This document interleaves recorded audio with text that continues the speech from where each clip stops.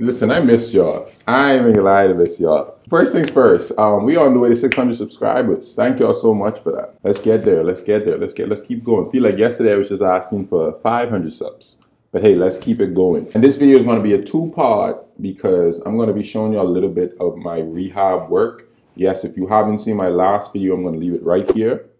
Is it right? I'm gonna leave it in one of these corners up here for you to click on because I'm out with an injury, with an ankle injury right now. I just really been in my room rehabbing, staying off my feet. This is the least I've ever been involved with the team, and it doesn't feel great, you know? So I'm really working hard to get back at playing. I'm hoping within the next week or so that I'm back. So for all those who sent me all those messages, all those encouraging thoughts and stuff, I greatly appreciate it. Let's get this video, if we can, if it's too much, y'all tell me. Let's get this video to 50 likes. Let's get this video to 50 likes. If you look at the like thing and it doesn't say 50, make sure you like it.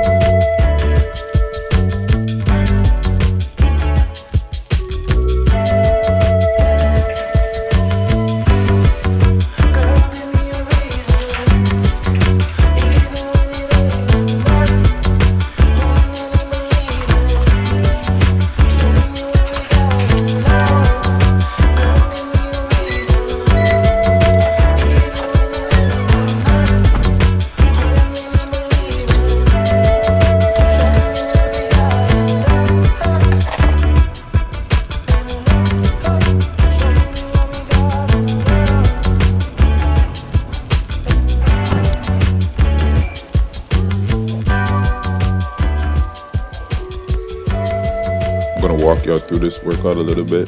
It's nothing crazy, it's not so intense because it's my rehab day. So to start off, of course, I am rolling up my foot in the area that was damaged. And in between sets, I'm doing chest exercises for now. And here I'm doing balance to work on my ankle strength and my leg stability. It's very important when trying to rehab and come back to being like yourself. And right here, Mike is making sure that his biceps are looking great for y'all to see. So make sure y'all show him some love. I went the opposite approach, saying that my biceps aren't up to those standards. You know, working on that. Tall people things, you know. Right here, we're doing some shoulder exercises.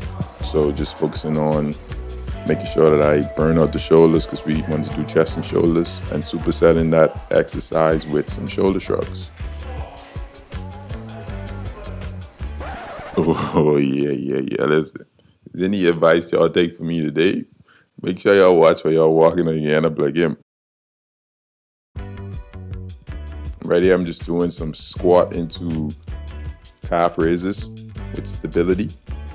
And I recommend after just about every workout, at least 3 times per week, you should be doing something to engage your core at the end. So circuits, anything of that nature you should be trying to get in if you want to get that 6-pack going, you know? Here's the truth. It's been so long. I have hair on my face now. Last time y'all saw me, I took you through my workout. This is the second day that I'm shooting. So today might be a little ugly. Don't judge me, all right? It's been a long day. I'm going to try to show y'all what I do, warm up, and to get my shot ready to shoot. That's the most important thing. Let's go. When doing form shooting and starting off your warm-up, you should make sure that you are trying to work on your release. That should be your only focus, just making sure your release is the same. And of course here, you should try to get in your offhand work as well in your form shooting, just to help you get used to it. And of course, for your big man, anybody playing the power forward position like myself and the center position, Mike and drill here is your best bet. Keeps your touch good around the rim, and since that's where you're going to be, this is very, very essential for you.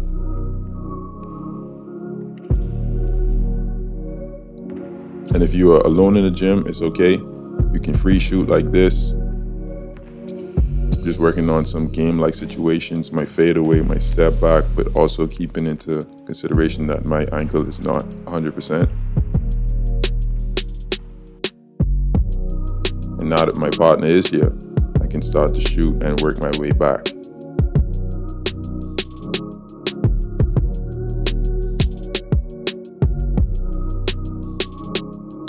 And as a passer, now I'm focusing on just trying to give him a good pass to his chest to help him to keep his rhythm, so it makes it as easy as possible for him to make that shot. That's extremely important when working with people. And right here, if you look at my feet, I'm trying to make sure my feet are the same every time. Just trying to jump into my shot. Most times when my feet aren't the same, I kind of know when I'm going to miss that shot.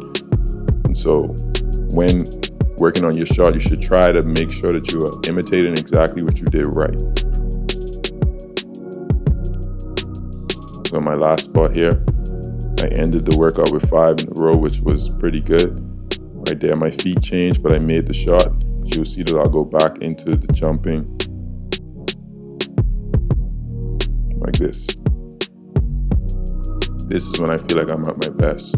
Whenever my feet are set and I jump into my shot, I kind of already know that it's gonna go in. And right here, I had to show y'all a little bit of the effortless bounce, you know, it ain't there yet, the ankle, ankle. And my boy Mike say, hold on, let me show you something too. Watch. Yeah, Mike, shout out to my boy Mike for helping me out today and, filming and all that stuff. So shout out to him. And of course, end your workout all the time with some free throws. Yeah.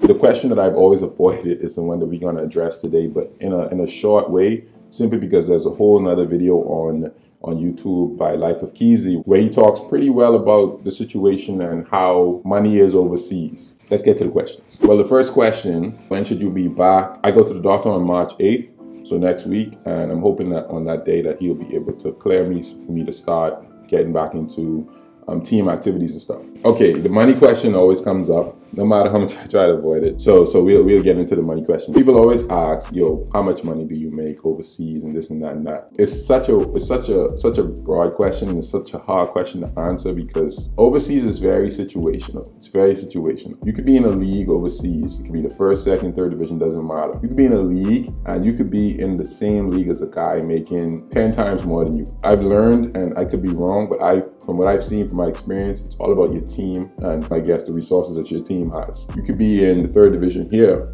and I'm sure and I know of players that are making probably 3-4 times more than I am. It's really situational. The question when people ask is just it's just a broad question for me and it's hard for me to answer. I understand because, in sports, in America, salaries are public knowledge, but in Europe, it's not. Nobody knows what anybody makes essentially. Like I said, I'll reference you back to Life of Keezy's video where he talks about his journey. It's just like anything. You don't start off your job being a supervisor. You have to work your way up through a lot of different things. Like, people always worry about money when it comes overseas, but in my opinion, like, if you already thinking about money coming overseas, you ain't gonna be here long. You ain't gonna have the mindset that you need, because if money is your mindset, then starting off might be rough for you, because you might want the money to come right away and it might not come. And you might be like, hey, this might not be worth it, or this, and that's okay. It's not for everybody, and that's okay. But for people like me who trying to stick it out, I've seen the benefits from last season to this season, and it makes me understand that in the future it could even get better. So it keeps me going. Next question. What is your favorite thing to do in your free time? Honestly, my free time, I play my piano. I watch a lot of YouTube. I'm not a big Netflix guy unless it's stand-up comedy. I love stand-up comedy. Probably those two things I could say. Favorite food in France? The favorite food in France is the quiche. Listen, the quiche is fire, okay? I don't know what they put in that quiche down there in that bakery over there, but that quiche is fire, all right? Quiche. Or with chicken and vegetables, I like that. How do you like Bordeaux? Bordeaux is beautiful. On my second Instagram page, I took some pictures and stuff like of Bordeaux just using my phone, You could see for yourself that this place is beautiful. It's a pretty lively city. The center of the city has one of the longest strips in Europe of shops and stuff. And I walked it before and it's exhausting. It's a lot of shops you could find there. They have a whole strip just for barbers, have a whole strip just for food. Like it's insane in the middle of the city. And I live outside the city, so I'm happy, but I wouldn't want to live in the middle of all that. But it's beautiful, it's a lot to do, but of course with COVID, it's hard to really judge the city There's no nightlife. Can't sit down in a restaurant. I don't do much at all right now. But which college did you attend? I attended the University of Northwestern Ohio in Ohio, obviously, in Lima, Ohio. And yeah, I went there for 4 years, played basketball there for 4 years. It's an NAIA level school. Yeah, if you want to learn a little bit more about that story, I explained a little bit about that in my story of my life video. I'll link that here or in the description for you if you want to check that out too. How many times do you train a day? I usually train twice per day, usually in the morning, in the night. If I have therapy in between, I usually will do that too. So in the morning it's usually at 10 and then the evening is usually at 5. One of those practices are usually mandatory, but the other is usually not, and I try to go to all the ones that aren't mandatory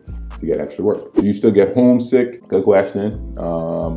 Yeah, sometimes I get homesick because you see everything happening at home, you see everybody you know at home. Of course you start to be like, man, like I wouldn't mind being there eating some of that food right now. You know, you have those thoughts, but I've been away from home since 2012. I moved to the US and then did high school and college. So I've been kind of used to being away. I get homesick at times, but I talk to my family every day, literally every day. So, you know, it's okay. Last question that I always get. Would you rather live in France or Spain? And I always say, like, it's hard to judge that because I haven't experienced France in its, I guess, normal form. I experienced Spain in its normal form and it was amazing, you know, because there was no limits on what you could do. But France is like, I can't really judge Bordeaux based off of COVID-19 restrictions. That just ain't fair. But I will say that Salamanca in Spain was amazing and Bordeaux as well is amazing. I'm having a great time here and really enjoying my time. So, and I'm definitely blessed to